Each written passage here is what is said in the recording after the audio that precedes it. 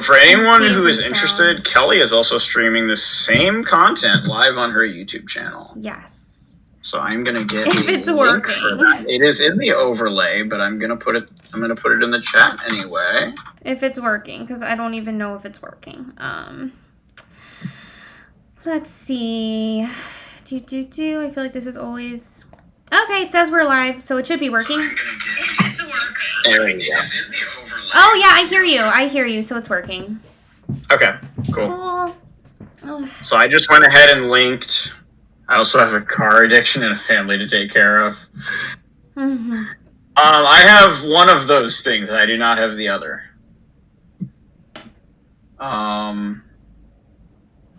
Okay, so I am going to bring this up so I can read what is in your chat as well as my own. Sure. I think people are starting to come in now. I feel bad for being late. I hope I'm not lagged. No, I could definitely hear you, Steven, so we're good. We're good to start, actually. Right. I just So had I'm like a just- now I can crazy day. Such is life. But I feel like every time we stream, it's like after I've had like a crazy day and I'm like really tired and Yeah. I'm trying to find like any energy I can. But it's like I don't know what else to do because like my life is crazy. It's a lot. But it's Well, fine. hopefully it gets better after, you know. Yeah, I'm just like I'm starting at a new job right now, so I Yeah. was I worked 2 different jobs in a row. Yeah. Yeah, since like I woke So it's up until like what, like Saturday? Sorry? It's until like Saturday, or is it next Saturday? Oh, when I'm done at my other job? Yeah. It would be the 17th, so Friday. Okay. It would be next Friday. Friday. Um, Okay. But it's Yep. been a process, you know, like it's always hard like transitioning over and It'll be a nice birthday present for you, though. right? I know. The day before my birthday, I will be leaving a job that I'm not very happy at and starting a brand new one that I'm happy at. So it's good vibes all around. It's just been like working 2 jobs back to back was tough, but we are here to keep You're happy about that too, Hooter. What Hootie? What was that? I could be happy about that too. Aw, God, that's I'm an echo. glad you're happy about that, Hootie. I'm really pretending Hootie's real now. I did put him up to the camera. Oh man, I still can't see, which sucks, but I have a second webcam, but we need to like take the time to like actually get it all set up and oh, whatever, you do? like- You found your second webcam. That's good. I went out and got one for like $20. It's Oh, dirt cheap. Oh, that's awesome. Okay. So Well, hopefully we can figure out how to make that work. yeah, we just need to like sit down and take the time to do so. Yeah, but we'll figure it out. Oh, I just like once my life settles down and I'm more like comfortable at this new job and things in my life are more like steady. Yeah.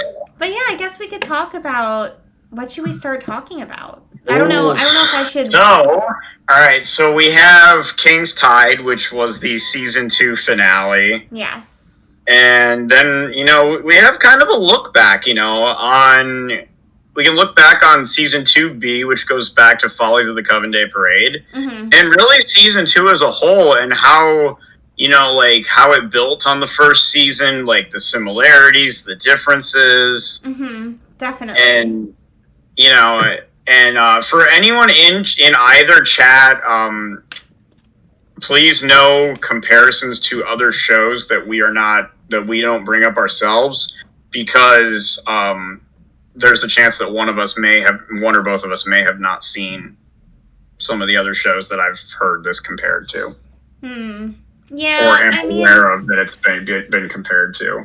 I mean, I know I'm Knock, behind on knock. Amphibia, Amphibia. which I'm actually returning to this weekend, so I'm really excited. I'm going to be continuing Yes. in Amphibia this weekend, so I will finally be back, guys. So I'm pumped about that. I'll let you know the episodes that I want you to bring me in on, because oh my god. Yeah, we could chat about them for sure. Like once I Because, get back into the groove of the show. You have to get at least to the end of the first season. Yeah, I think. I'm getting there. Yeah. I mean, I've been trying to just stay in Owl House land since things have been so intense with that show. I kind of just wanted to like finish it up, and it's been nice. But I'm definitely excited to return to Amphibia and see where we left off. But Yeah, I guess if, as you said, season as a whole, and anyone watching, if you want to comment or you have any opinions on what you thought about the season as a whole, or, well, second half of the season, feel or free to any of comment. it, yeah. Or any of it, really, because, like, you know, we want to have a discussion, so feel free to, like, give your opinions.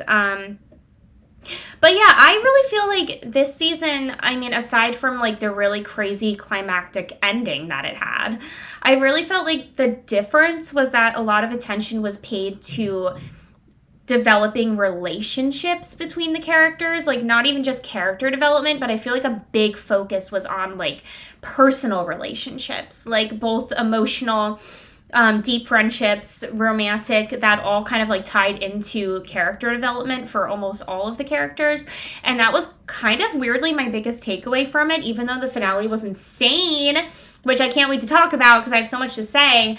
But I do appreciate it. I really feel like this was like the most emotional, kind of psychological part of the Owl House that I've ever seen, I feel. Like the second half of season 2. Which I always appreciate in a cartoon because I feel like, you know, they don't always have to go that deep, and the Owl House just went that deep. Like they wanted to, and I loved that. And I feel like every single character grew a little bit, and there was a little piece of what each character was going through that we could relate to ourselves, and that's so hard to do and rare to see. So for me, that was my biggest like positive takeaway from it. What do you think, Stephen? I first of all, I want to say that I agree with a lot of that. I think the biggest part, obviously, you know, they showed a healthy relationship between Luce and Amity, with a lot of, with like a focus on communication, and with Amity in particular, like she stayed, like they both stayed incredibly, like, you know, like true to one another. But whereas we noticed Luce had showed a tough time opening up about a lot of things, which is something that a lot of people, you know, like it's not always easy. Yeah. And then, you know, even when you do feel like you trust someone, like sometimes past experiences in your life can make that difficult, even with someone you love and trust. And we saw that, but then we also saw the healthy side of it with Amity, not only understanding all of this, but like maintaining this communication, but also making it feel real all the while. Because like in reaching out, you know, she became visibly upset and, you know, said that she didn't want to talk to either Luce or Alador in that situation. And yet she didn't stay really upset with either one of them. Like the whole thing with Alador was, I'm going to make my own decisions now. And, you know, and that bond between Amity and both of her siblings as well, and their dad, became huge to the point that, you know, Alador eventually turned the corner, and I was so happy to see that, and I knew that he had it in him. Yeah. And then with Luce, I mean, by the end of that episode, they were growing flowers to, you know, and Luce came clean about why she was, you know, so upset about that day and everything. And so it was, you know, and it's real life kind of situations, and they made it feel as real as they could. Oh, and that in episode, my opinion. And then, yeah, you know, we saw the whole thing with Luce going, you know, like the rescue mission, and then she shows up. Actually, I would say all of that, they kiss, and that was such a monumental moment for animation as a whole. Definitely. Especially on, like, you know, a channel like Disney. And if, like, I don't want to point fingers, I don't want to start a debate here, but like, if that is what got the show canceled, it was worth it. Because, do you think so, though? Because, like, we know Steven Universe got its ending rushed because of the Ruby and Sapphire wedding. But I feel like, you know, these statements, the representation, all of this, you know, it's so important, and it goes beyond just enjoying a show. It puts representation out there for people who didn't have this kind of thing, you know, even like when we were growing up. I mean, and I think that's huge, and it normalizes LGBT, like the LGBT community and like LGBT culture. It normalizes, you know, being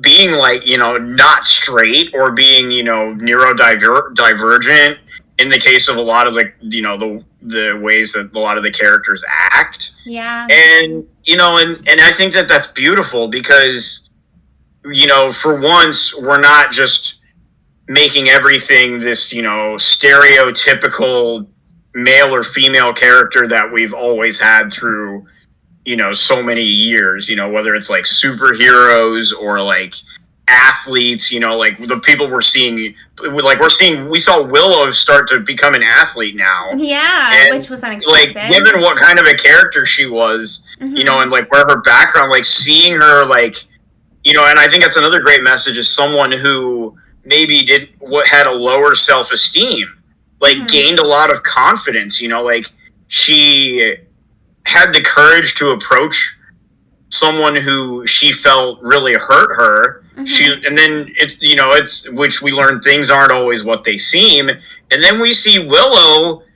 she becomes more confident in school socially. Then she starts working out, and she wants to play flyer derby, and like, she's making things happen for herself. And which is so powerful for what she wants. And I think that that's such a gorgeous thing. And now, she's got a love interest. And you know what? She did that on her own too. Like Willow, I feel really like nothing like significantly like happened to her that like made her have like this big shift. Like she just started like naturally gaining confidence and being like, you know what, I want to do this, I'm gonna go after it. And they didn't paint her character in that light in the beginning. Like they made her so like shy and closed off, and it was nice to see just a natural progression of confidence in Willow that wasn't always hindered by like, oh, she's like a brainy kind of geeky character. Like it was definitely unique, especially the athlete thing. And that's the thing, like they're always like pushing the boundaries and like making things kind of like, in my opinion, more relatable to actual people, because human beings aren't tropes, okay? No. And all these tropes that we see in cartoons, they're not very realistic to what actual human beings are like. We all have multiple layers to us and different things we're into, and we're not just like one note, like you're a preppy girl or you're like a jock guy. Like that whole thing that exists is not how human beings have ever been.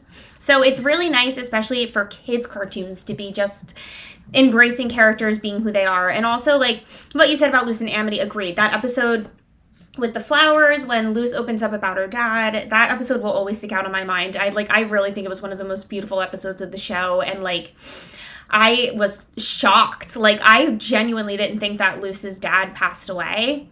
Like, I kind of thought he was going to be... we didn't really know. Yeah, we didn't know, but I think Amity is so patient and so mature. And it's so beautiful to see, like you said, a healthy relationship. Even though they're young, they did portray their relationship in a really healthy way, because they're patient with each other. They listen to each other. And of course, Luce, she's not without her flaws. Like, I think, like, Luce has walls up. I think Amity is more of the one who's willing to just be totally open with her heart and have her heart out on the table, where I think Luce has become, over time, maybe with anxiety and hard experiences, a little bit more hesitant and closed off at first. But that's realistic. And they work through it in a positive way. And it doesn't break their relationship. It doesn't break them up. And I think that's really, really amazing and, like, so great to see.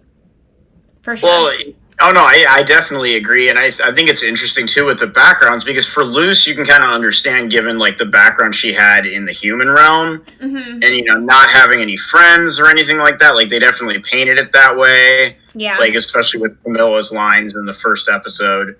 And then, with Amity...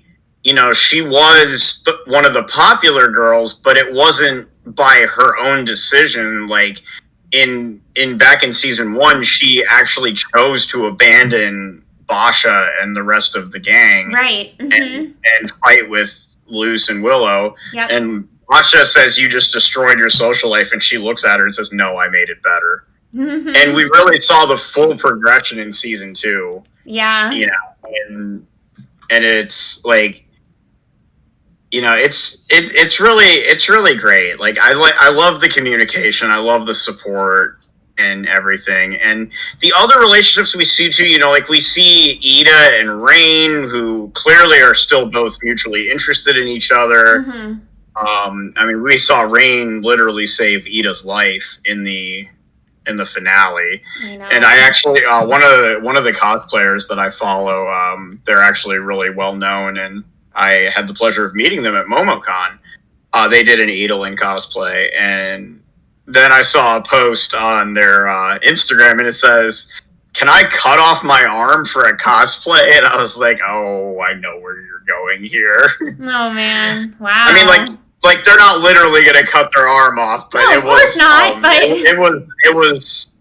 And then another one of the cosplayers I met there, who is insanely talented with like making like with crafts and stuff. She did a loose cosplay. She made like the Grudgeby jacket and everything. Oh, cool! And it was so cool. And so like if she ever takes commissions, I'm gonna ask her to make me one. But like, yeah, I don't know, like because I can't make that. But she did a thing of like where Luce recording that video to her mom at the end of Grom, and then the second part is when she arrives at the very end of King Tide, and I had a tear fall down my cheek when I saw that video. I'm like, oh, Kuma, you absolutely just emotional dagger to the heart. Yeah, but I know. Again, like that whole crowd, incredibly talented cosplayers. Oh, that's awesome! I'm glad you got to meet them. It was a pleasure to meet all of them. Yeah, so hopefully I'll see them again at Anime Weekend Atlanta, unless any of them are planning on hitting up Queen City Anime Con, which is the one I'm trying to get Mika to do. I don't know. I think Mika probably reached out to them and just that was the one I DM'd you about the Queen City Anime Con. That's cool. Well, I'm glad you had fun, and that sounds like they were awesome cosplays. We have some comments. King Hijinks, welcome back, King Hijinks. I remember you from last time. Says, something I love about Lumini is how it's a queer relationship that is given the amount of depth and focus that is usually reserved for straight couples. Definitely. Absolutely. And then Cartoonish Cloud said, Season 2 is better than Season 1. Agreed. I think the Owl House is going to be the last heavily story-driven Disney cartoon, or at least for a while. Interesting. And then Amity is my favorite character. Amity's great. Their relationship shows the importance of good communication, especially for adults watching. Agreed. Oh, definitely. The last Disney cartoon with heavily story driven. What do you think about that, Steven? I mean, I hope that's not the case. I don't know. I think Disney is really trying, because like the Owl House really is not, like it's not engineered towards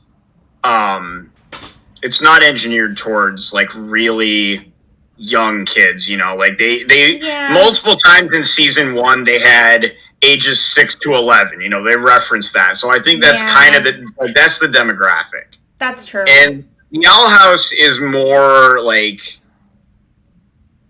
it can hit that age range with their parents watching, because it's more all ages, but like Season 2 definitely goes darker. Like Season 2 is a lot darker and more intense than Season 1. Yeah. And I think that's probably because Season 1 was not originally what Dana intended it to be. I think maybe perhaps save for Agony of a Witch.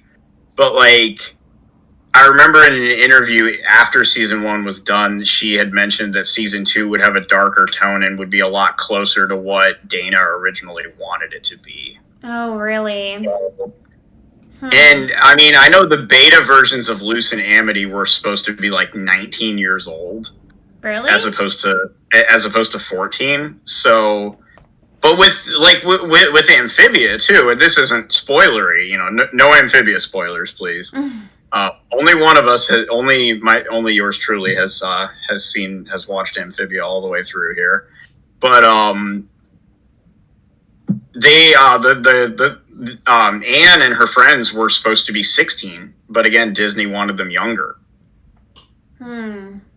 So okay, so it's kind of like these Ghost and Molly McGee is more in Disney's age range. Yeah, well, and I mean, you also like the plot driven aspect of it, I think, is again because younger children aren't going to be able to follow a show from episode to episode like you would with a plot driven show or like an anime, for example. Yeah, exactly. And I think a lot of these things are going to end up moving over to streaming platforms. It's going to be Netflix, it's going to be HBO Max. Like, those are both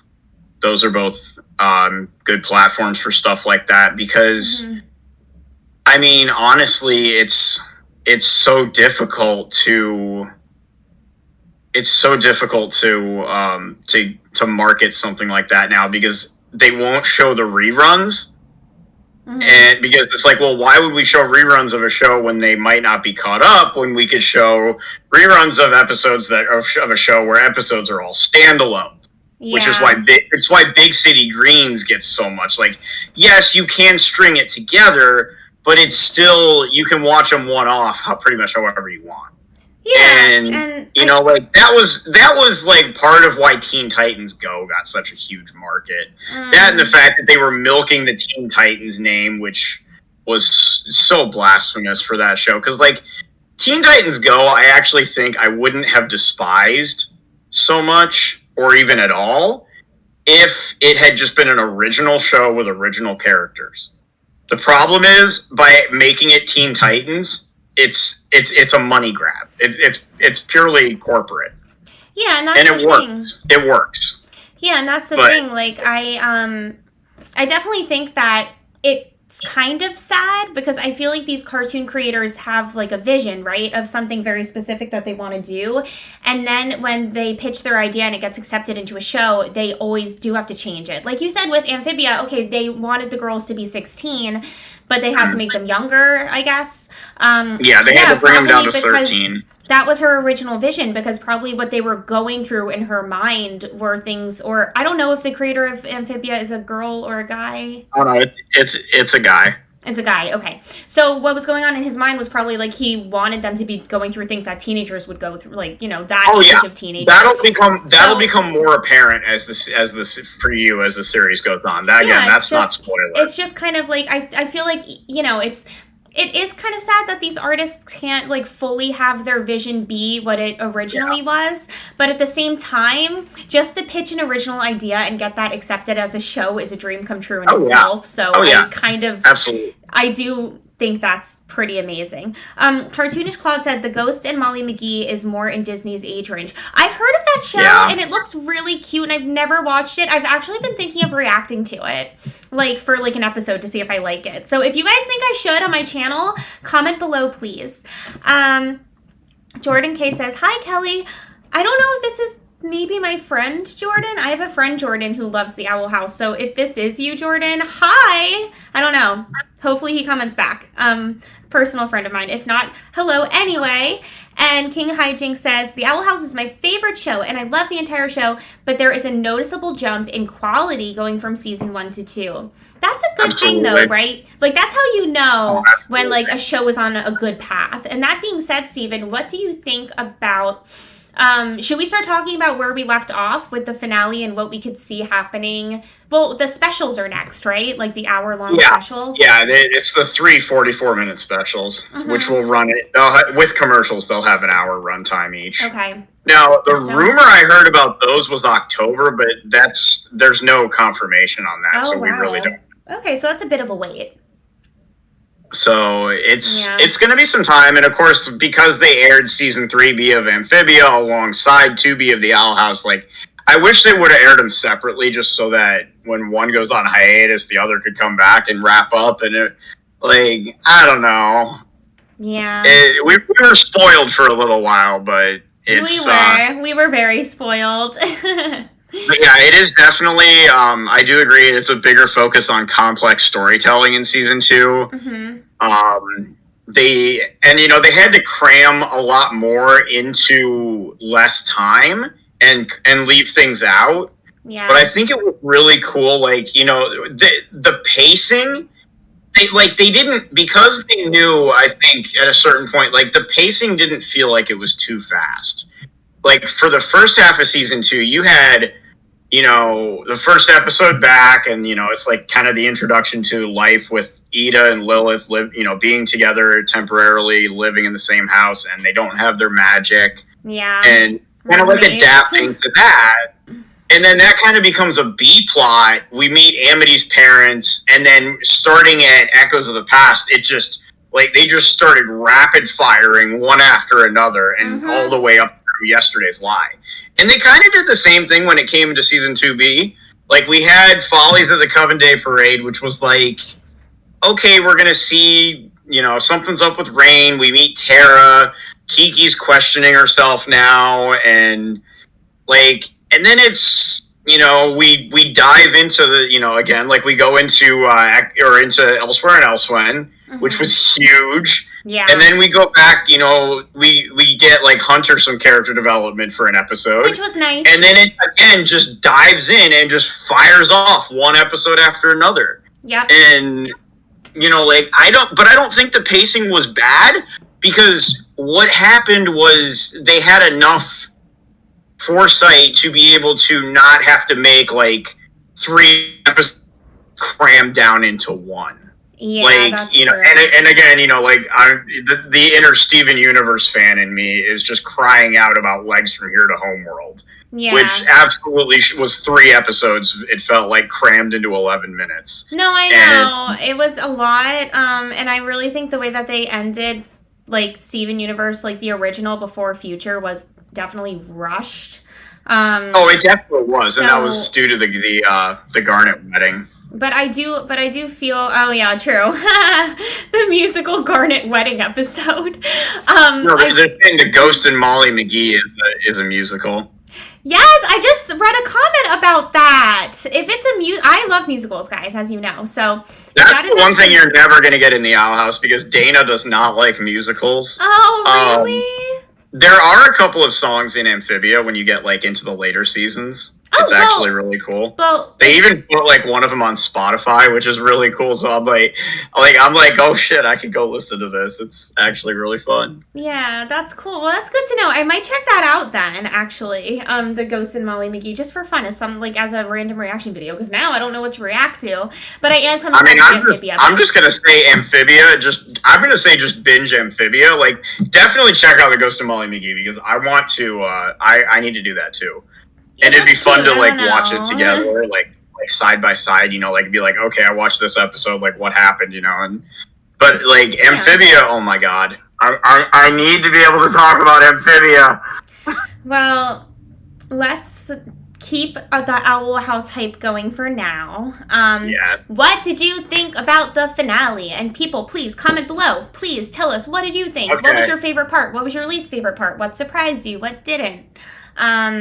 There's a lot. I'll let you go first, Steven, since I kind of went first on what I thought about the whole second half of the season. So I think as far as King's Tide, I think it put a lot of pieces together. Mm-hmm. It answered a lot of questions, and there were a couple of really fun Easter eggs in it. But I'm looking at just the episode as a whole. The ship was reported stolen. Alador and Amity and the twins and Willow and Gus and Hunter and King, they're all on their way. Lilith and Ida are at the head with all the Coven heads, Rain and everybody else. And then the fight breaks out because Bellows, he knows what's going on. And Tara makes a comment about how she should have killed Ida and Rain when they were kids. Oh my god! And she's still under the same assumption that Adalia was in the prior episode, that they were going to get a paradise.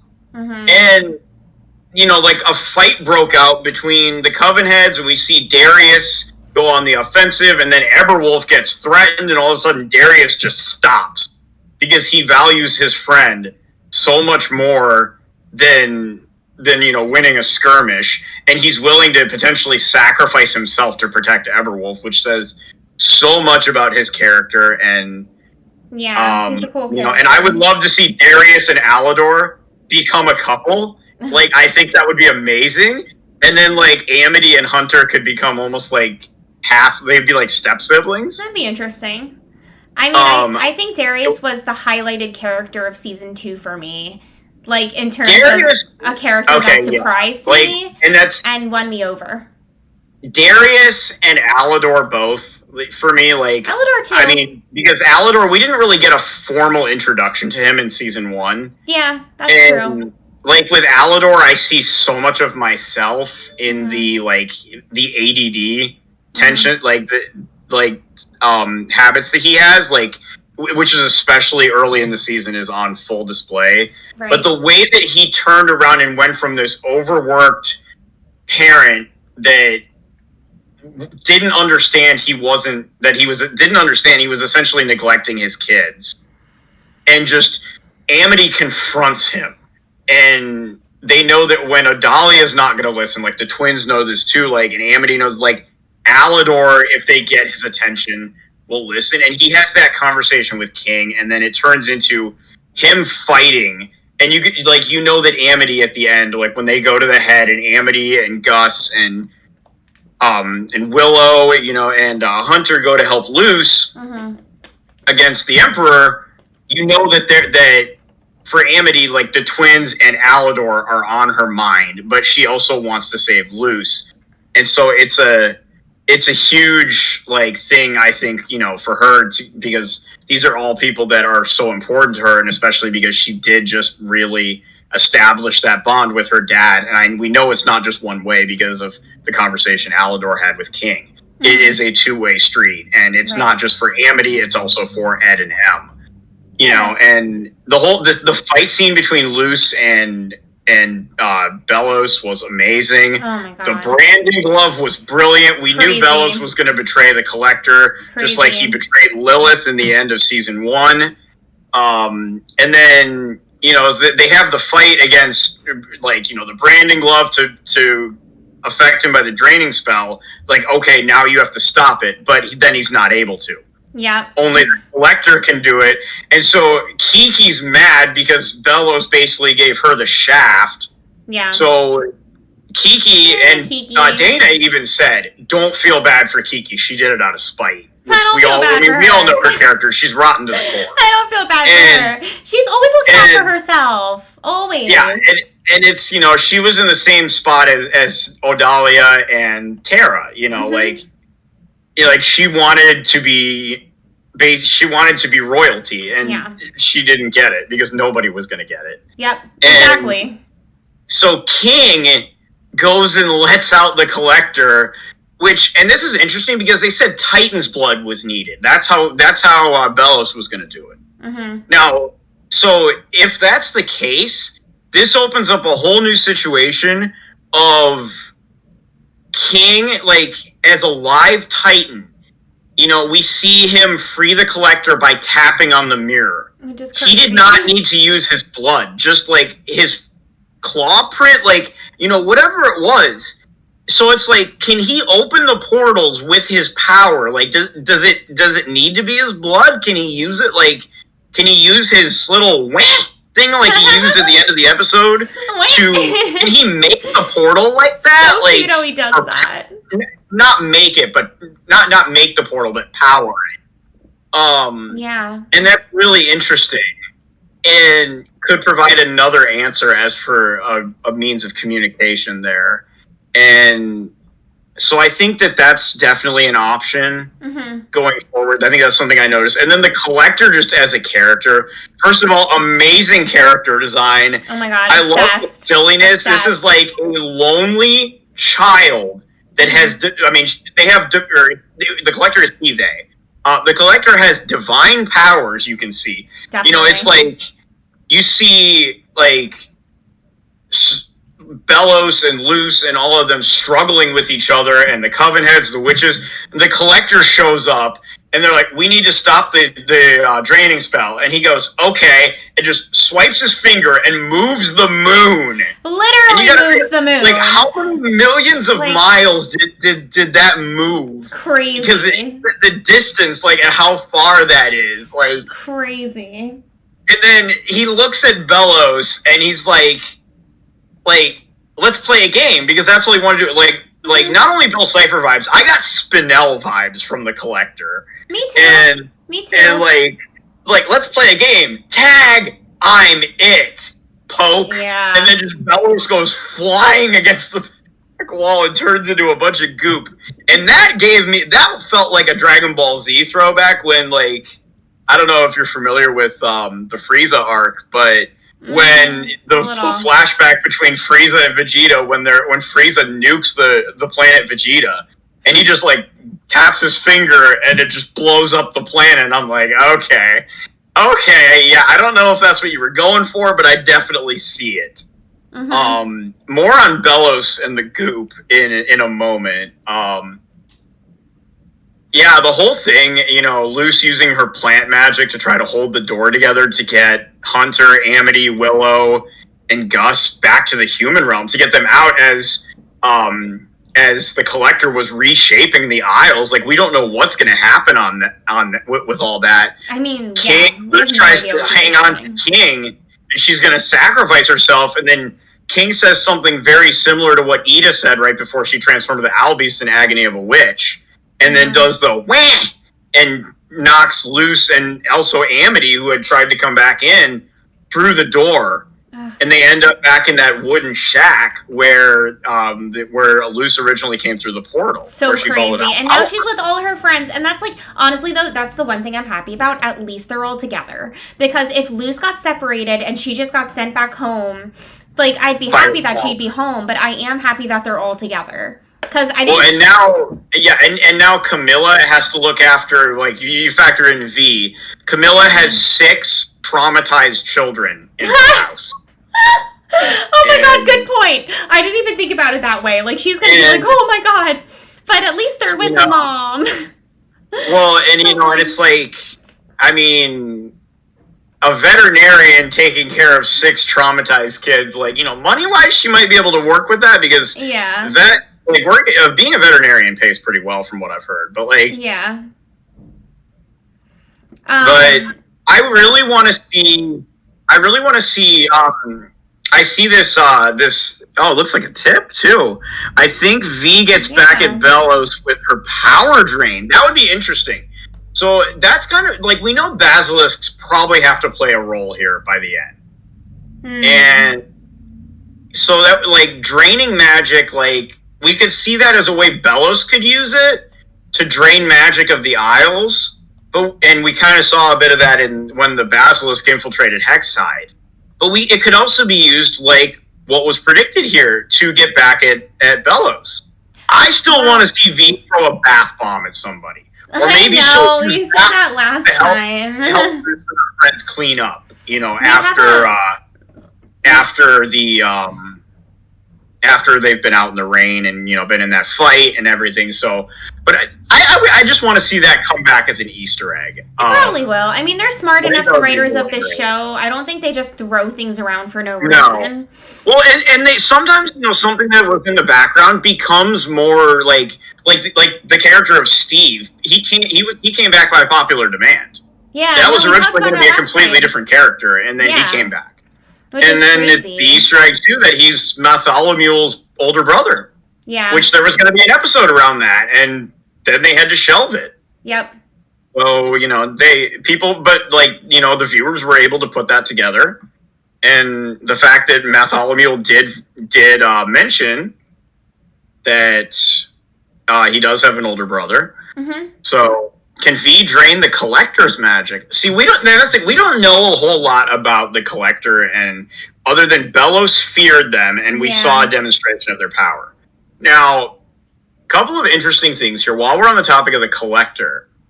So, if you go all the way back to the first episode, the early part of the first episode, as a matter of fact, we see in the gym when they're doing, like, gymnastics, or it wasn't gymnastics, it was cheerleading tryouts.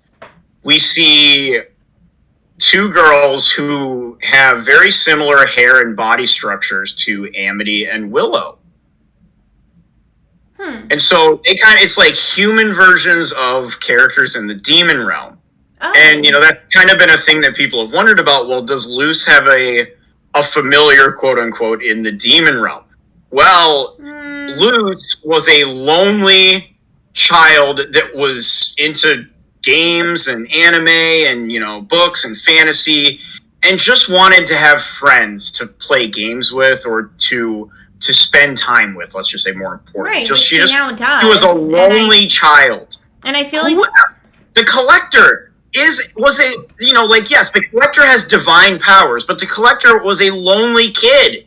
And honestly, the Collector kind of looks like Luce. Obviously not the skin tone, but like if you were to grayscale both characters, it's amazing how similar they look. And it would be really interesting if the Collector was Luce's familiar from the Demon Realm. That would be insane if that was true. I don't know personally how sold I am on that, because I feel like the Collector does seem like their own person entirely. Like, I don't feel like much of a connection to Luce there. I also think they come across as a little bit younger in age. But that was one thing. But that was one thing about the Collector too that like really blew me away. First of all, character design, top notch. I honestly think I actually like the Collector more than Spinel, and like a lot more than other villain characters that have surprised me, because first of all, I'm obsessed with anything like astrological and like celestial, and like the Collector is the embodiment of that. And I actually read on the Wikipedia that their design is based off of like this really famous artist who specializes in doing like astrological type paintings, having to do with the stars and constellations. So that was kind of cool to read about. Go ahead. Oh no, I was just gonna say that I like how the Collector actually is like, you know, we thought he was going to be he or they, whatever pronoun you choose to use, since they go by both. But I thought they were going to be kind of just like this really manic, out of control, crazy, like kind of like, ooh, very whimsical character, like very abstract looking. But I didn't expect that the Collector would be just kind of like a bored little kid. Like, they came across that way in shadow form when they were trapped. But then when we see the reveal, he really is like a cute little kid who just wants to play. And like, it's almost like, how aware of his powers is he? Like, is he just like super OP'd? But the reality of it, like, is he just wants to have fun because he's a kid? Like, it's very interesting to speculate on what the motives are of the Collector, because it's not clear at all. Like, I feel they didn't make any of that clear. We have no idea, like, is this character good or evil or somewhere in between? Like, what is this Collector? And I'm so intrigued by this character. Like, it's kind of like, it's a problem. It's giving me the excitement I felt about, like, the Diamonds in Steven Universe, which is why I'm, like, geeking out about it so much, so. Well, for the Collector, like, for me, one of the biggest things I think, like, first of all, if you look at the Collector and Belos, I think the Collector is redeemable. I don't believe Belos is redeemable. And I like that, unlike with Steven Universe, we are seeing, and I mean, I guess in future, technically, we did see an unredeemable 2 characters, but like we are seeing unredeemable characters, but it's not all of the villains. It's not all the people that appear villainous. You know, like, we saw an unredeemable quote unquote villain all the way back in the 2nd episode with Adagast. And I think we saw another one with Kikimora. We've seen it with Adalia, you know, with Terra and all of that. Like, even Gray, you know, for what we saw with him. And I think we're seeing it. We saw it again with Belos. And I do agree with a comment that I did see that, let me find it again. I think Belos lived in the shack. Yes, I did want to touch on that. So we do see when they come into the human realm, we see a drop of the goop that looks just like what the Collector turned Belos into. That falls on the Hunter's shoulder. What was that? And I think it was Belos. I agree. I do not believe he is completely dead. I think he lived in the shack. And I also think that, you know, because you could take that comment 2 ways. I do believe as well that was the Wittebane brothers' home. I think that shack was the home to Philip and Caleb Wittebane.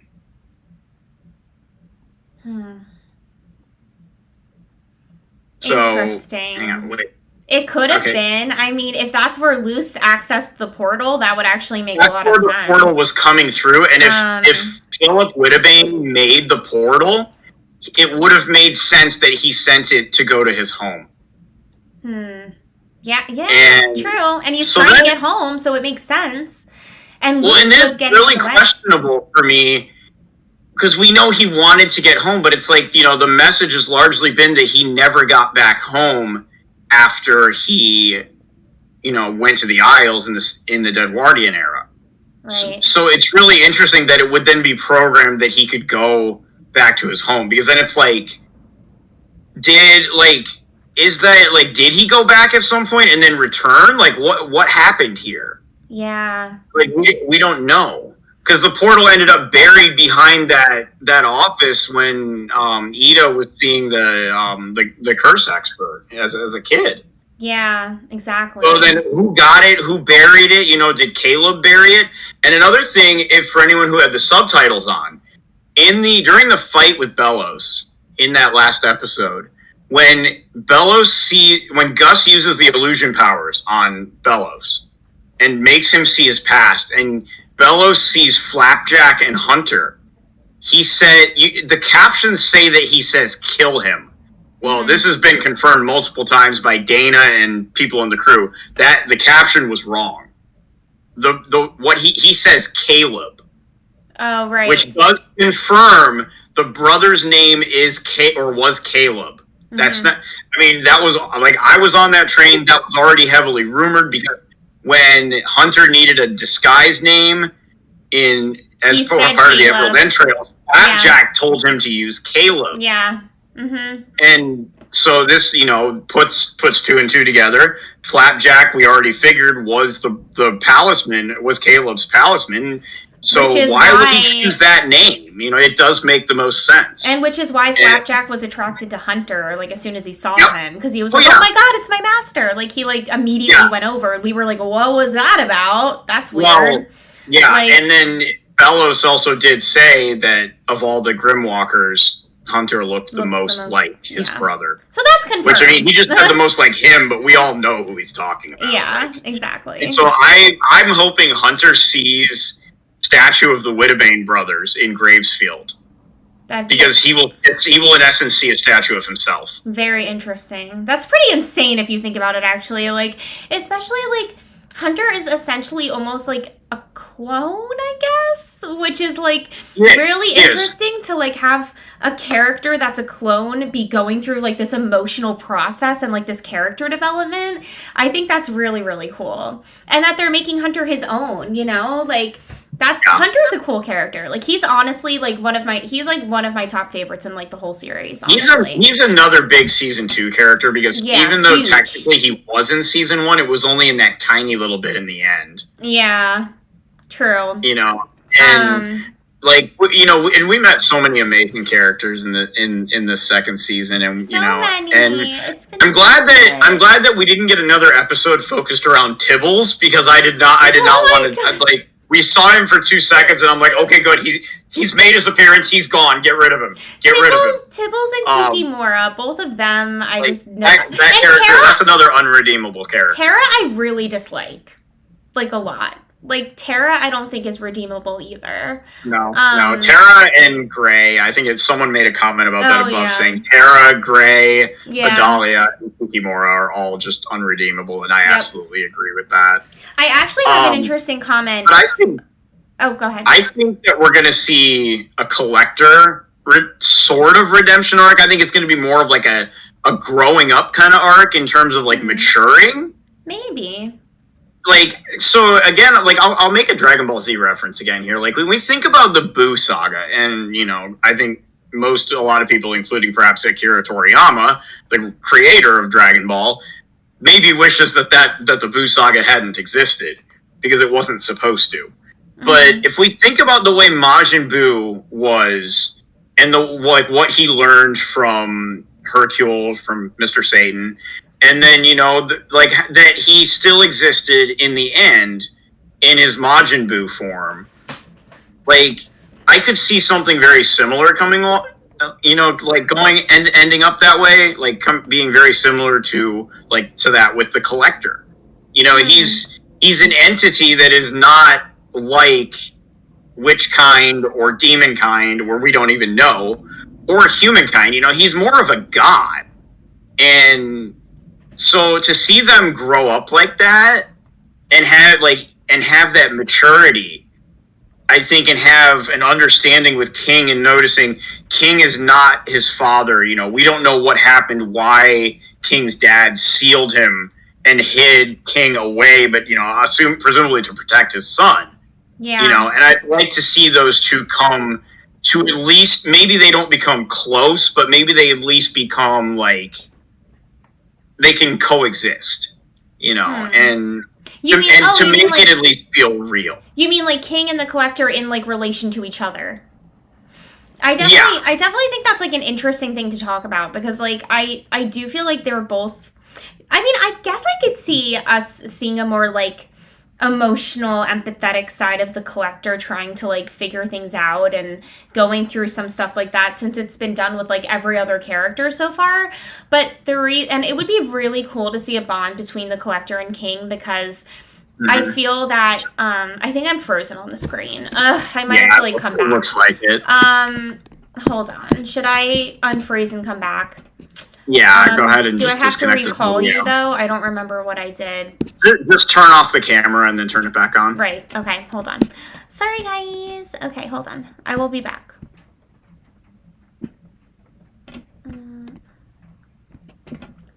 Can you hear me though?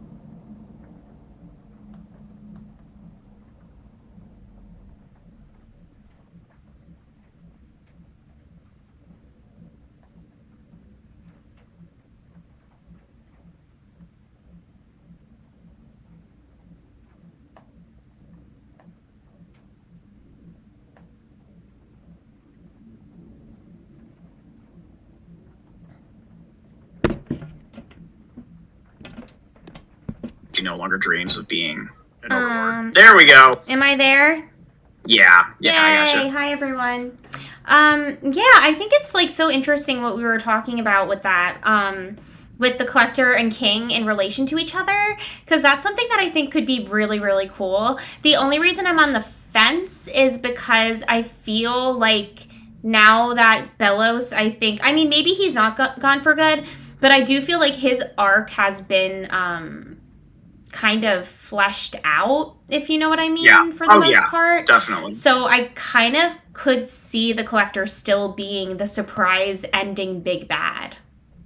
Well, and I think he is. You know, I think he's the show's ultimate villain, but in the same vein, I think that he's also more redeemable. And like I see so many Final Fantasy things, you know, going on with like how the Final Fantasy final boss is always like this, or maybe not even the final boss, but like the one that comes in way after the main villain, like is just like this entity that's like more godlike than anything else. Yeah. And then like I'll point to Final Fantasy IX where this happens, and Garland like appears to be like, oh, you thought Kuja was bad, and then here's Garland. But then in the end, Garland doesn't end up being the really evil one that we see Kuja is. And I think, you know, drawing comparison to that, and I like what King Hijinks said here about the Collector making a good parallel to King, and he's pretty much what King would have been if he had the power he wanted up until Echoes of the Past. Totally, which I think is like really interesting, and I definitely I had a comment above from Katie Vogel that says, "Do you think King might return in season 3? I hope so." Oh, definitely. I hope so too. Definitely. I love King. We need to know what happened with our baby King. But I don't know. Like, I don't know where he is. Like, my guess is that he's off in some dimension with the Collector somewhere, and I don't know what they're doing. I don't know if I feel the Collector would be of harm to King, because he did seem like he was beginning to become a bit like trusting of a friendship between, like, some kind of connection between the two of them. You know what I mean? So maybe the Collector would just be trying to like befriend King and play games with him. Which essentially was what he was trying to do. I think that's what he was looking for. The problem is that the Collector's power is so incredibly destructive. Yeah. That he may be too, like, he may not be aware of his own power. Right, exactly. And, like, sometimes you don't know your own strength. And yep. I feel like I would like to see personally if we go, I shouldn't say if, when they reestablish connection, to wrap everything up in the season 3 specials. Will King maybe have grown in size a bit? Like, that would be a really interesting thing. Because, like, I saw and I don't know if this is just an artist thing or whatever. I don't know if it's actually meant to be intended. But, like, there were screenshots of King sitting on Luce's shoulder, like, back at the beginning of the show versus near the end of season 2. And that he is larger in size than he was at the start. Now, I don't know if that's just like the artist, and like we had Steven Universe had that problem all over it. But where like the gem's height, like in comparison, was never consistent. Yeah, but, that's true. I don't really know, but I think that would be really interesting. That would be so crazy. When I saw Dana's art of King and the Collector, it made me think. Yeah, see, and that's what I really want to see. Is I think they both can learn a lot from each other, and especially the Collector can learn a lot from King. Genuine friends. About, like, because, he used to want to be like a despotic overlord, a tyrant. Yeah. And now he's just like, he wants his family, he wants a friend. Yeah. He treasures Luce and Ida, and I think, like, that's exactly what the Collector wants, is a friend. And I think, it might be tough for the Collector to be trusting after what happened with Bellows, after what happened with King's dad. But, the Collector apparently takes Pinky Swear seriously, so... Apparently. But I think that would be really cool to see. And I was getting, and King is so young too. King's just a child himself, you know what I mean? So to see him develop, like, a genuine connection with someone and maybe start building upon, like, it would be great if they developed that too, I feel, because, like, King would have somebody to relate to. Because I feel like King feels like he doesn't know anyone like him. He doesn't know anyone of his kind. He doesn't even understand his own powers. Now, what does the Collector have in common with this? He might... Literally everything. He might not fully understand his whole powers. Are there other beings just like him? Maybe not. I don't know. Why is he by himself? Like, so maybe he and King are going through a similar thing, and they do bond over that, which would be really adorable, and that's actually something I never thought about before. Like, that would be really interesting. I think that would be really cool. And I do agree about the Collector's theme. I just saw a comment. It is very different from everything else in the show. Hell yeah, it's cool. And it's like, it definitely points out this is not a normal entity, what be a human, demon, witch, from either realm. Like, this is a being that probably, first of all, has been alive for tens of thousands of years, and secondly is probably may not even be from the demon realm, maybe from a different world entirely. There's a lot of dissonance to the song, as well as what you said, King Hijinks, a lot of electronic elements, which kind of were a little bit all over the place, but there was still a bit of a playful aspect to it that I really liked. I don't know, I just love the Collector so much, and his theme. The fact that it was playfully fun sounding, but also electronic and a little bit sinister. Yeah, it gave me major Other Friends vibes. I've been waiting for. That's right. I heard this story over and over again. I'm like, oh. It was definitely. I do see connections between the Collector and Spinel, for sure. I think, yeah, like I see some of Spinel, I see some of Bill Cipher. Bill Cipher. And then I see, like, not character wise, but just in the theme, I see like the Final Fantasy trope, or like not trope, but like the Final Fantasy thing where it's like big major villain, far more powerful celestial entity oversight. You know, whether they're the evil bad at the end or not, that depends on which Final Fantasy you're playing. Yeah, I don't know enough about all the Final Fantasies to know, but I get it. Like it's like you're saying maybe the Collector could have like a final form. Well, I don't even know. I mean, like he could, but I don't know that he even like transforms. But more so that just that I think the Collector, you know, like Belos is like your villain, and everyone thinks that he's Endgame and he's the big bad, and then you have the Collector, and it's like, then you're debating, like, is the Collector actually the final villain, or is he, like just more misunderstood? You know, like, what's going on with all, like, I know. You know, I think Belos was largely misunderstood, but Belos turned into a very twisted creature, and we know that as a human being, even, like, as a full-on human in the Deadwardian era, he was still incredibly manipulative. Yeah, like, I mean... This guy, he was not a nice guy. You mean Belos? You know? Yeah. No, yeah. I mean, Belos is literally pure evil. I mean, when he puts his hair back in the ponytail and he's like, it's Philip, like, the way he was talking to Luce, I was like, you're literally going to, like, try to attack a child. Like, you're going to turn a child to stone. Like, he literally has no heart. Like, he has no heart. He's out for himself. No, he's pure evil. You know, like, what he did, like, Luce almost got petrified. And in the season 1 finale, we saw Ida almost got petrified. Yeah, there's a lot of parallels. And then we see a close character to Luce, first Ida and then King, you know, saying a goodbye. So then it's like, this concerns me for two different instances. The first being King in the end of season 3. Like, you know, is he going to be the one they try to petrify?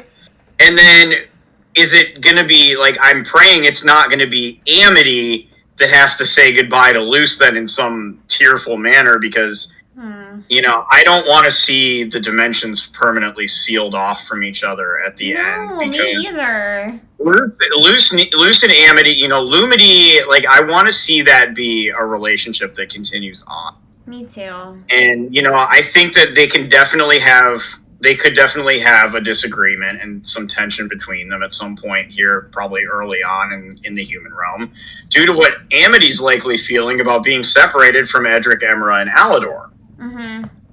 But I don't want to see this end with them being separated. You know, Luce needs to be with Camilla, Amity needs Alador and the twins, and then Luce and Amity need each other. So, you know, like, I want to see, like, really the way to do that. Like, I'd like to see it maybe where Luce lives in the human realm with Camilla, of course, because she's a kid, but maybe she goes to school at Hexside, or maybe she goes to school in the human realm like she's would normally do, and then visits the demon realm one weekend, and then the next weekend Amity comes over, and maybe Willow and Gus and whoever can come over, you know, and Ida to the human realm. Like, we just know that Ida can't go into, like, the cafes and stuff because she's banned.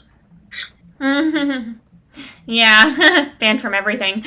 No, well, and, like, I've kind of looked at, King has the ability to bring Lumity together with his portal power. Well, and that's how I think that they would keep the realms open, would be with King using his abilities. I don't think he needs to use his blood. I think he just needs to use his power in general. It would be really cool to see that, because we need to see King grow more with these new powers that he's just discovering. And also, Flower Crown Luna, I remember you were here before, it's so great to see you again, said, I think after being trapped and alone for so many years, the Collector realized they wanted to have a friend. They could have taken revenge of King's dad, but chose not to. That makes a lot of sense. We don't know exactly what the Collector is doing, like, shaping the dimension of the demon realm.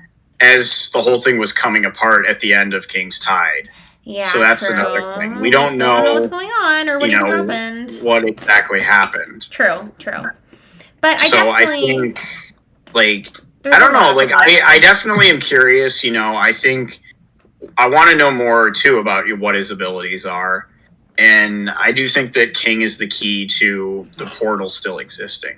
Yeah. So when the portal is opened, King has to, he could travel through it, and then it would close. Right. But I mean, because, like, we've seen him use his power to actually destroy that entire spire in Edge of the World. Like, Right. it's not so, just like to blow up a rock or send someone through a portal that already exists. Like, no, he has like multi-dimensional powers and a lot of control over things in this universe and this world. no, I mean, like, he tapped the mirror with his claw, and the Collector was freed. When Yeah. apparently Titan's blood was required, but because he's a Titan, he just touched it. I really do think it would be interesting to see King have a growth spurt. Yeah, much like Gus did. I think if the show is ending, they're gonna give us that. Like, I think feel that would like be nice. Like, Yeah. I feel like if it wasn't, I think they would probably keep King Little for a little bit longer, but I could definitely see them wanting to end the show with King in a bit of a different form, resembling more of like what we know those Titans to be. I don't know if we're gonna see him like fully grow up and be like Yeah, I huge. don't think we'll see him like the but- size of the Isles, but No. But it like would you be could see him interesting. like the size of someone like Tarek, maybe, like the Titan trappers that were disguised as Titans. Yeah, that's true. That would be But then interesting again, to see. I don't know how long. Like, I don't know. We don't know how Titans grow. Like, do they grow based on their maturity, or is it something? Is it over time? Because you have to figure, if King was hidden away by his dad in the Titan nursery before his dad, became the Boiling Isles, Mm-hmm. we're talking hundreds, if not thousands, of years that he was in that egg. Yeah. A long time. And we know he woke up at one point. He heard the roar, which presumably was when his father probably died, and then went back to sleep. So he would have been an embryo inside an egg. Yeah. Us weirdos have to stick together. Love so I don't see it. who's living. See, I don't think. I think she still lives with Camilla. It'd be interesting if Camilla came and lived in the Isles, but I don't particularly see that, because I don't Dana. Dana is not gonna. I don't think she's gonna make the show end grimly, but she's not gonna make everything into a Cinderella ending, which she's stated she doesn't. She's not stated. She didn't say she doesn't like happy endings.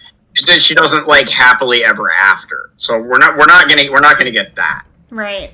I mean, I definitely think when we return, I don't know if I see Luce and all her friends just staying in the human realm with her mom for a while, because I feel like there's what can even go on there, what kind of episodes will they I think even it has make to about be that? a parallel between the two realms at the story's end. I feel like some of them might have to go back, and they're probably Well, I going to think- do it I for think they're all gonna strategic go back. purposes, obviously, to figure out what the hell is going on. But it would be interesting to think if some of them stay behind, if the group splits up, which I don't want to happen. I want them to all stay together because I don't want anything to happen to anybody, out of pure anxiety. But yeah. I think they will stay together, but I think it's going to be despite living in different dimensions. I think like what was mentioned above, I think King will be able to keep the ability to travel between the two realms open. Right, which would be kind of cool to see them going back and forth. What would that do? That would be really interesting. But I definitely think at the end of the day, we have some more comments here. Giant King with Luce and Ida riding his head. Oh my god! I'm telling you, man, it'd be cool to see King just become super big and powerful and scary and be part of the final battle at the end. It's just if they're ending the show, how could they do that unless they pull a Steven Universe, unless they literally pull a Change Your Mind and they make all this crazy stuff happen in one episode. I think I think the character that like the collector's the character that's going to undergo the white diamond or like I'm not even going to say white diamond, the diamond's transformation, final where boss. they realize like because it was all three of them, where they realize like maybe or more again like I think it's probably more of a Spinel transformation. She like he has a past with a character that is the parent of one of our main characters. Yeah. And, there's a traumatic instance involved in that. Yeah, where he was locked away. Yeah. Like, I don't know. Like, who is King's dad fighting in the mural? Is that a parent to the collector? Is that a Titan trapper? Like, who the heck is he fighting? Oh, I wish we had a picture of that mural right now. Yeah, it's in Echoes of the Past. I guess I could pull it up. I mean, it would be pretty cool. It's just like, I don't know if we have enough of the show left. Like, it would be so cool to learn that maybe, like, the collector's kind, like, is a whole civilization on its own of, like, these, like, otherworldly, like, astrological beings. And maybe, like, they have some kind of a, like, past, like, beef, I guess, with the Titans and, like, the people of like the witch characters, like the characters of the Isles, like maybe there was like a war or something like that, and maybe like the collector's kind was like banished or misunderstood, or like that would be super dope. Like I would be like excited about that for sure. Oh, for sure. But like introducing a whole new like species of characters, like race of characters, whatever you want to call it. Maybe from another dimension altogether. Yeah, and you hear that they have this whole history with everyone at the Isles, and like that's why the collector, because everyone at the Isles like knows about the collector and like mentions the collector. So, well, and I mean the collector, like based on the name and what we saw with what he did to the owl beast, it's like the fact that it was a beast ball looking thing that they were trapped in. Like it's like the collector kind of reminds me of a Pokemon trainer in a way too. Yeah, and I mean like Luce could be like, hey, look, check out this video game where you can play a game like you love to, and you can collect all of these different creatures. I mean, I feel like that would be right up the collector's alley, and it would be so cool. And I think, yeah, I think we're also going to see the Bat Queen come back, and maybe we'll learn a bit more about her past because she was. Yeah, we talked about her, the Bat Queen. We didn't see her in time, so I have to think that we're going to see the Bat Queen again before the end of the show. Yeah, that would be cool to see her and like learn more about her, because she mentioned that she was a Palisman. She was a Palisman, yeah. She has an interlock. So like, who the hell's Palisman is she? Because she's huge. Well, yeah, she said a giant, so we don't know if she belonged to a Titan, yeah, or like someone that's connected to the collector or someone else entirely. Like we don't know. Like it's almost like the Palisman seem to predate the Boiling Isles. Yeah. But then it's like the magic of the Titans, again, that just ties in the fact the magic of the Titans is when they're live, it's they have that power. So then like she could have belonged to someone like King's dad or another Titan. We don't know. Do I watch Pokemon? I watched Pokemon as a kid. So I watched like the Kanto and the Orange Islands and part of the Johto. I still play, like, I haven't played much of Legends or the Gen 4 remakes, but like I play like the main series, the new generations when they come out. So like I'll be playing Scarlet and Violet. Oh, that's my good friend Jordan. He was telling me how he loves Pokemon. And I know you do too, Steven. I play Pokemon Go, and we just had Go Fest this past weekend, and I did play the trading card game competitively for a long time. Yeah, that's like so, yeah, because I know you told me that Pokemon is like a big part of like what got you into all of this stuff. I think I remember you saying that, Steven, and I know that Jordan watches the anime, like the new one, which I'm I haven't. I've heard it's really good, and I'm definitely out of date on it. Since Johto. I've seen like little bits, like what I see now, and I don't know enough about it to really say. Like what I see now is that it's a lot more like they don't really battle. Like when I watched Pokemon as like the anime, like they fought. each other. Like when they say like fainted or knocked out, like they were. Yeah. Like those fights went until they were hard. Until they actually couldn't battle anymore. They'd bring them to the Pokemon Center and they would be injured. Yep. Like, I mean, they didn't put blood in it, but like they were like they had like marks on them and stuff. They were, you know, they fought. It is true. Those Pokemon battles were pretty intense. I was a fan of the movies personally. I did watch the original the OG movies. Yeah, those were fun. But Pokemon 2000 and the first movie, those were like huge yes! parts. Those were huge parts of my childhood. I saw 2000 in theaters. It was like the movie that made me become obsessed with Lugia. And when I was like 10 years old, all I did was like run around my backyard, like literally pretending to be Lugia. It was like really embarrassing, but like it's fine. I remember when I saw that and like I thought that he was using Hyper Beam, and then they revealed Aeroblast, and I was just like, Lugia's cool. He's been my favorite Pokemon since then. The battling got better, to be honest. I haven't really watched it. Like, I know it got more tactical in Johto, because like in Kanto, it was like Pikachu fight, like taking out ground types, and I was like, no, this is no. Like, come on, it can't be more exciting Except than that. for the Cubone he took out at the school. That one was legit because he didn't use electricity. Oh. Yeah, like it was creative and it was legit. Like, but like I saw too many times where Pikachu electrified ground types, and I was like, nope. Yeah, I hear you. Too much Pikachu, and he's like super OP'd, and everything's like. Yeah, I mean, it's like it doesn't matter how OP you are. The ground types are literally immune to electricity. Like, it's not reduced damage; they take nothing. It's not correct to the game. It's complete immunity, and it's not faithful to the video. That bothers you. I mean, if I was big into the games, that would bother me too. The thing is, like, I grew up with the animes, and I only played like some of the original Game Boy games, but like my number one love of the Pokemon franchise was the anime.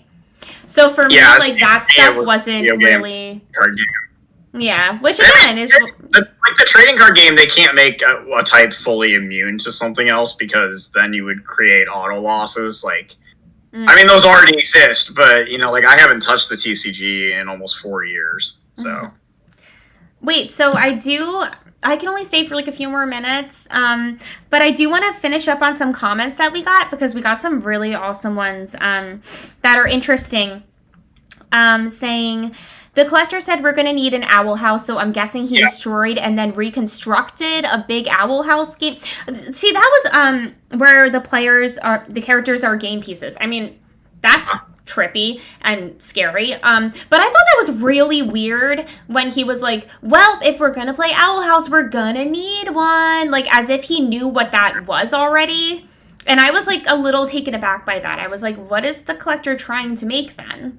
Because it seems like before he makes a giant hootie. Is it? You think he's gonna make a giant hootie? I mean, oh god. I mean, and also, speaking of which, where did Hootie come from? Are we ever gonna learn before the show is over? Or is it just like he's the house, that's it? Like, I don't know. That might be a question for Dana after season 3. Yes, King Hijinks, I did see the Coven Head names. Kelly, I texted you that list. Oh yeah. So we learned that Darius' last name is basically the French word for demon.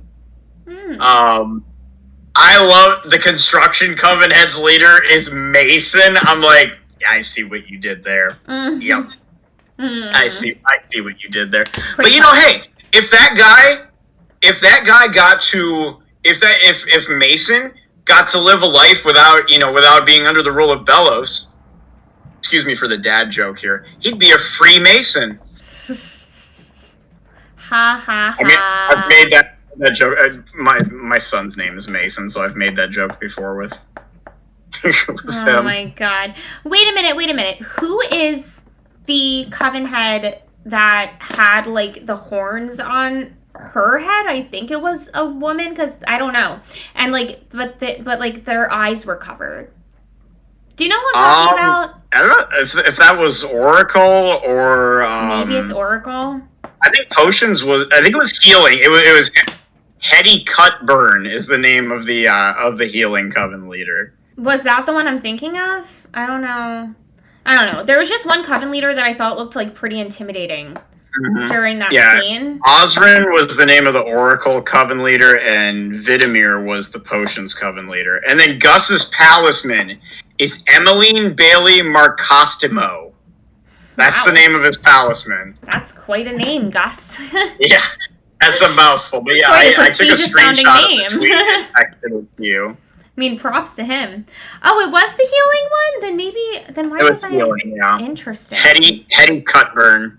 Cutburn. Oh, Oh, she did have a someone knife, mentioned so that- that makes sense. Someone mentioned that a lot of the Coven heads were like, their personality or appearance or something about them was very polarizing compared to the like the concept of the Coven. Like the Bard Coven leader has stage fright. You know, the Abomination Coven head is like afraid to get dirty. Like he's borderline germophobic. Oh, Like that's true. the Beastkeeping Coven leader is actually a beast. Yeah. You know, like the Illusions Coven leader. You know, it's like I forget what it said about Gray, or like the Plant Coven leader. You know, like is very destructive instead of like giving life. But she she's wants a to kill plant people. coven leader, Like, right?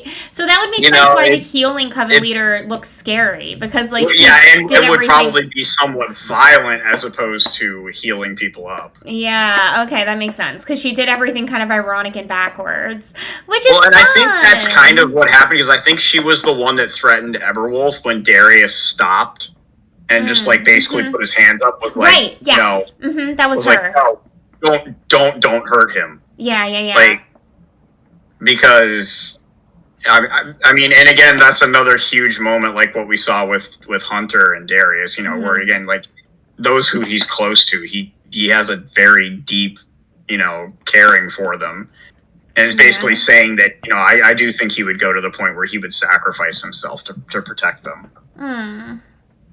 It's so crazy. I really think that finale, like the whole time I was like having a panic attack, but like in the best way. And I just hope that we learn more about everybody when it comes back, and that everyone's okay. I agree. And that we do I get agree. a final big battle showdown type situation. Oh, definitely. Because that Definitely. needs to happen. I want that to happen. Yeah. But I'm trying to think if anyone else has any more comments. I have to leave in a little bit because I'm going to pick up my dinner.